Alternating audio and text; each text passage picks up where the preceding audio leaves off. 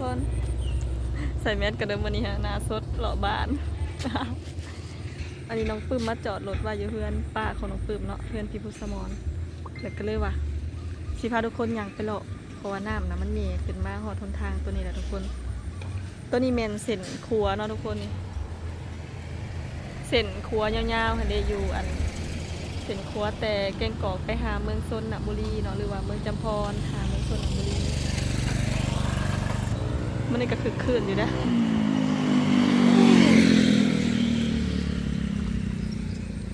ฝ่าเดี๋ยวน้องปื้มสิพาเราไปเบิ่ง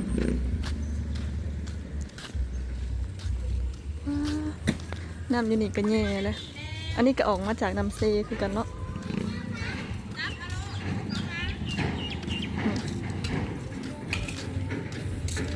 อันนี้มันไหลเขาเพื่อนประชาชนเรียบร้อยที่นี่บางอันนั้นเพิ่นก็จะว่าบ้านสะพานหลวง น้ำแตกออกมาจากน้ำเซเนาะแตกฝั่งถ้าว่ามือแรงน้ำยังมาอีกนี่ป้าทุกคนก็ต้องสิขึ้นกว่าเก่า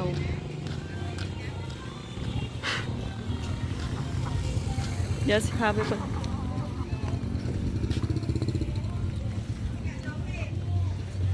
เบิ่งน้ำอยู่ครัวทุกคนเห็นไหมคะอันนี้ก็ขึ้นมาสูงให้น้องปื้มย่างมาเด้อ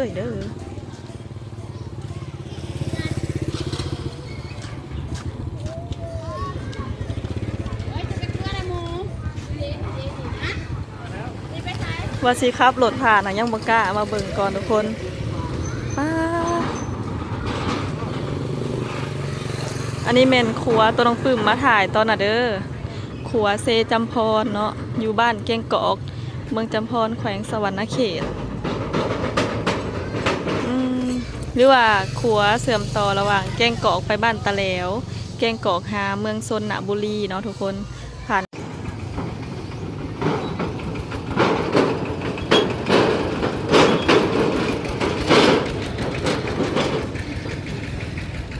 อันนี้เมระดับน้ำเซจำพรเนาะทุกคนของวันที่21เดือนสิงหาปี2026ทุกคนในมื้อวันศุกร์ประมาณช่วงนี้5 โมงแรงแล้วทุกคน5 โมงครึ่งป้า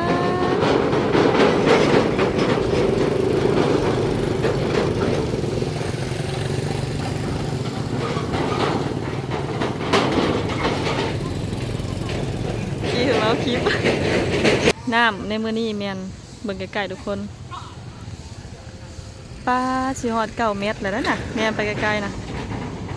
บ่อน้องปื้มยืนนี่จะเป็นตะฝั่งเด้น้ำขึ้นแห้งแต่มื้อเช้านี่ทุกคนจนวิดคานขัวเล็กนี่แล้วเนาะ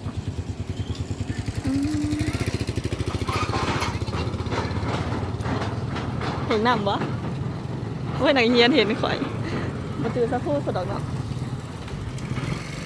ป้าตัวอันนี้กระลุดเลย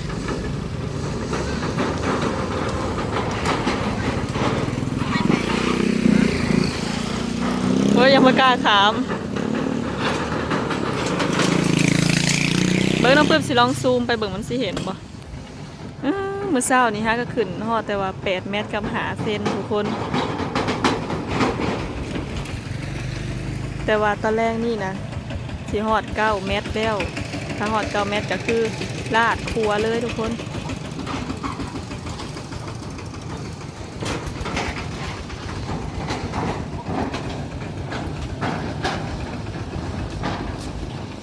มาเบิ่งทางนี้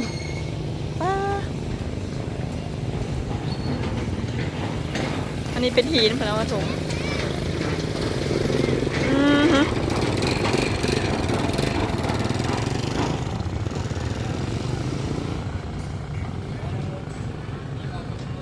บ่เจือนบ่เนาะเนี่ยอันนี้เป็นหินนั่นน่ะป้าตัวไหลแห้งทุกคนเลยจนขันน้ำมากมือแรกนี่พอแห้งเนาะ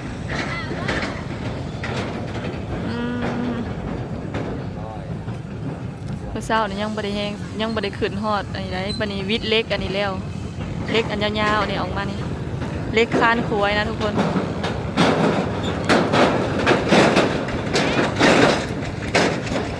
น้ำเซในตอนนี้ค่ะอยู่ระหว่าง8 เมตร8 เมตรเท่าไร8 เมตร 7 8 เมตร 8บ่ทุกคนกี่ดีนะ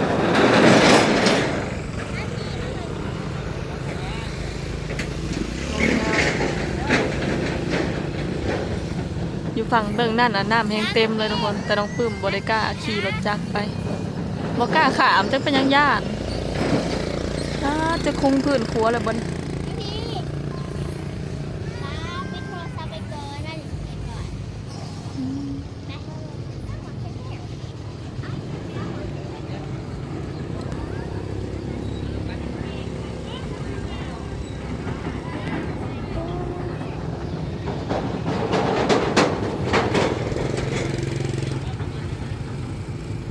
เป็นตาญาณทุกคน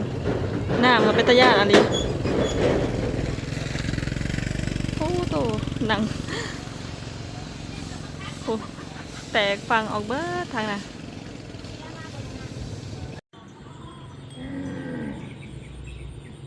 ว่าเมื่อวานนี่นะมายังไม่ได้ซ้ำนี่เลยทุกคน อันนี้จะเป็นอยู่แกงกอกเหนือเนาะอยู่วัดใหญ่บ้านแกงกอกเหนือเป็นก็เอางัวขึ้นมาผูกไว้อยู่เทิง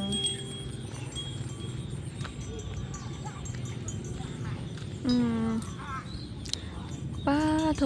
ระดับด้ามนี่ขึ้นกว่าเมื่อวานนี่เนาะเมื่อวานนี่หาอยู่บอนเดินลงนี่บอนนี่นะยังบ่มี แต่มาขึ้นมื้อเช้านี่โตเป็นพายเรืออันนี้นะเป็นเดินเนาะเดินขางวัดทุกคนซึ่งอยู่ตรงกลางฝั่งน้ำต้นไม้ใหญ่ออกไปน่าจะเป็นแม่น้ำเซจำพอนี่แหละทุกคนเมื่อวานนี่ยังขี่รถผ่านได้อยู่ใดนี่นะแต่มื้อนี้นะคือสิผ่านบ่ได้เลยอันนี้เป็นเฮามาเลาะเบิ่งทางอันนั้นเนาะขึ้นเลยแต่ว่าสิถ่วมคือปี2019ว้าโถเด็กน้อยเพิ่นพายนะเพื่อนจะอ้อมขังวัดเลยเนาะคือถ่วมปีก่อนตอนปี2019นะทุกคนถ่วมเบิดเลยเขาหอดในวัดถ่วมเบิดหมู่บ้านแกงกอกนี่เนาะทุกคนหมู่บ้านแกงกอกเมืองจำพรแขวงสวรรณเขตนำออกมาเลยเด้ออันนี้แม่ยังบ่ทันได้เข้าถึงหมู่บ้านนะก็ฮอดตีนโนนเนาะฟังเบิ่งอีกว่ามื้อแรงถ้าว่าน้ำมากกับฝนมากก็น่าจะขึ้นฮอดถึงพี่แล้วทุกคนน้องปื้มกับสิเลาะไปเบิ่งแต่ละจุดเนาะทุกคนอันนี้ก็จะเป็นเส้นทางในหมู่บ้านเนาะหมู่บ้านแกงกอกเหนือเมืองจำพรแขวงสวรรณเขตปีที่ว่าถ่วมเบิดนี่นะตอนนี้เหม็นประชาชนอยู่ทางแกงกอกดงเนาะเพิ่นก็ได้ฮุบเครื่องฮุบคลองแล้วทุกคนเก็บขึ้นเมียนที่สูงบางเฮือนก็น้ำเขาแล้วอันนี้ยังอยู่โน่นกลัวเนาะบ้านแกงกอกดงค่ะจะอยู่ต่ำกลัวก็คือน้ำได้เขาเฮือนเรียบร้อยแต่ว่าน้องปื้มยังไม่ทันได้ไปซ้ำว่าทุกคนเดี๋ยวไปรอต่ออันนี้แม่น้องปื้มขามครัวมาเนาะทุกคนเส้นทางนี่แหละน้องปื้มเมื่อบ้านไม่ผิดหรือว่าไปบ้านตาเหลวเมืองจำพรแขวงสวรรณเขตเดี๋ยวจะพาทุกคนไปเลาะเมืองภาพบรรยากาศป้าแย่ออกมาฮอดพี่แล้วน้ำเต้นะฮอดพี่แล้ว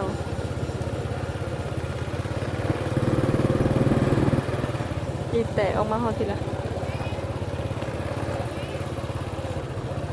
อันนี้แมนอยู่ฝั่งเบื้องนี่เนาะฝั่งเบื้องขวาเบื้องนี่ทุกคน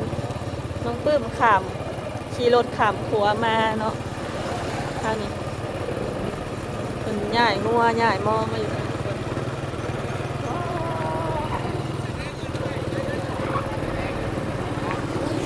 ป้าแย่ทางแล้วนี่นะเป็นทงนาได้ทุกคนนี่นะคือปลูกเขาบ่ได้เลยเอ้ยนี่ไงอยู่กับโต๊ะโค้งทุกคนอันนี้ผมขักอาลีนี่นะ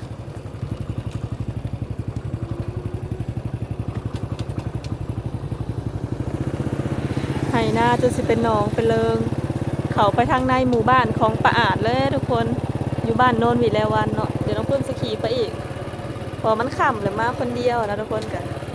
อยากมาถ่ายให้ทุกคนเบิ่งนี่ทางนั้นแม่นอยู่ฝั่งวัดเนาะวัดบ้านแกงกอกเหนืออะไรทุกคนเดี๋ยวไปเบิ่งทางต้นตาลเรียนนี่บ่น้องปึ้มมาถ่าย2เทือลำเซอู้มืดฝนมาแล้วแง่ทางเลยได้ทุกคนนี่นะได้ยังบ่ได้ลาดแต่ทางเอาไปเมืองชนน่ะบุรีกับไปทางนี้เลยเด้อทุกคนไปเส้นทางนี้เนาะเชื่อมต่อกันกับเมืองจำพรโอ้เป็นมาตึกเบ็ดทางนี้เป็นไรเขาเบิดป้า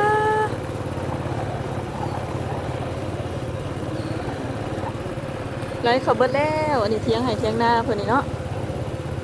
อันนี้มันยังอยู่ในเขตเมืองจำพรอยู่เด้อจนไปหอดบ้านตะแล้วเนาะทุกคนเส้นทางเมื่อบ้านแม่เพชรนั่นเองเพิ่นใหญ่งัวใหญ่มอขึ้นมาอยู่พี่แล้ว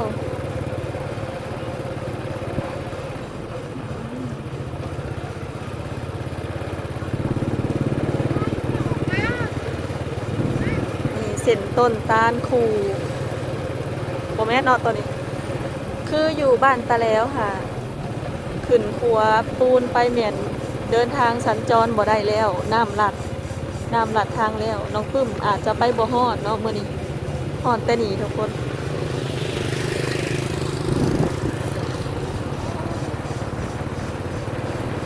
โอ้เรือลังนี้แห้งเขาง่ายเลยถ่วมตอนนั้นกับเขาทุกคน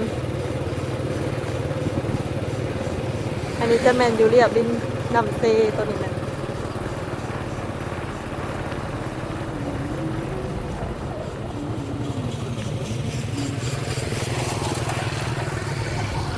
ป้าตัวเขาหางเฟืองมันเลยเดี๋ยวสิพาเราไปหอดอันทางแวบ้านของป้าอาเนาะทุกคนบ้านโนนวิไลวันกล้องน้องปึ้มคือมัวอ้ายน้ำมันเข่ากล้องทุกคนอ้ายน้ำเข่ากล้องจะเข่าตอนได้กล้องกันเลยมัวภาพบทสัดเจนไงเนาะทุกคนขอโทษเด้อป้าอันนี้แมน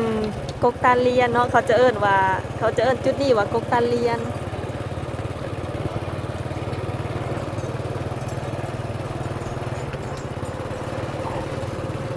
หากสังเกตเห็นว่ากล้องโทรศัพท์น้องปื้มมันมีน้ำเข้า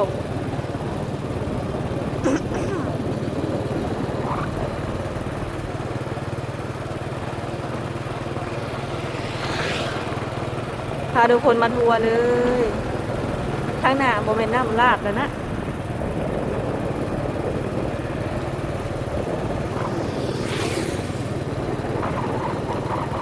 เบิดเลยเข่าแถวนี้เนาะทุกคนน้ำขึ้นจนหอดเถียงนาการสัญจรนี่เนาะอยู่ทางนั้นมีนายอันหมู่บ้านอ่ะแม่นได้ขี่เรือออกมาเด้อขี่เรือออกมาสิไปตลาดกับขี่เรือออกมาทุกคนนี่อันนี้แม่นเขตบ้านโนนวิไลวันเมืองจำพรแขวงสวรรณเขต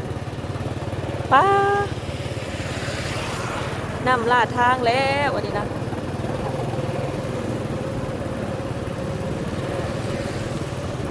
เริ่มลาดทางแล้วทุกคนมือแรงในย่านลาดเบิดยุ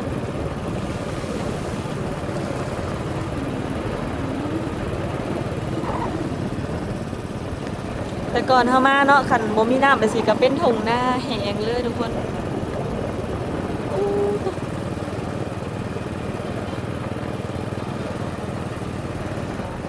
ฮอดแล้วทางเข้าบ้านป้าน้องปึ้มก็สิรอฮอดแต่นี้มันค่ำเนาะฝนก็สิตก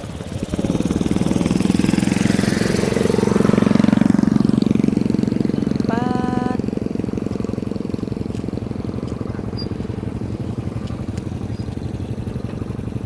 อันนี้เป็นทางเข้าบ้านเนาะทางเข้าหมู่บ้านโนนวิไลวันเมืองจำพรแขวงสวรรณเขตนี่ทุกคนตอนนั้นมันสิเป็นค่อยลงเนาะเฮามาหาป้าหมู่บ้านน่ะอยู่ทางในพูนผ่านป่านี่เข้าไปจะมีสะพานมีขัวเนาะแต่ว่าขัวหาถ่วมเร็วเบิ่งแม่น้ำ จะมาหวานแหว่านี่เบิ่งเพิ่นหวานแหกันซั่น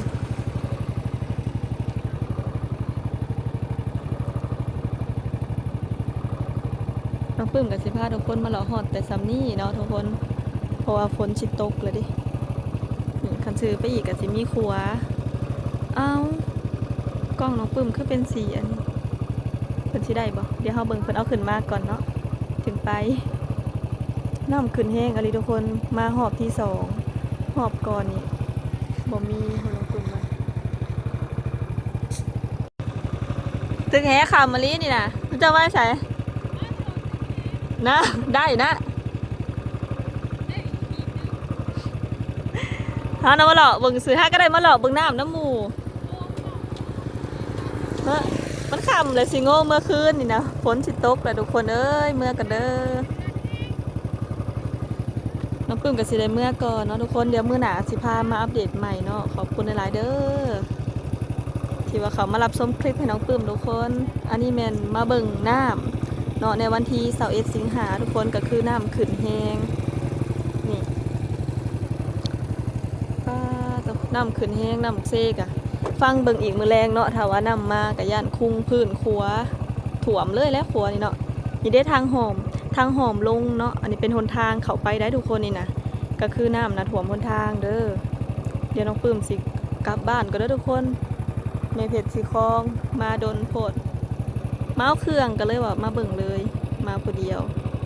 บ๊ายบายทุกคนอุ้ยพยง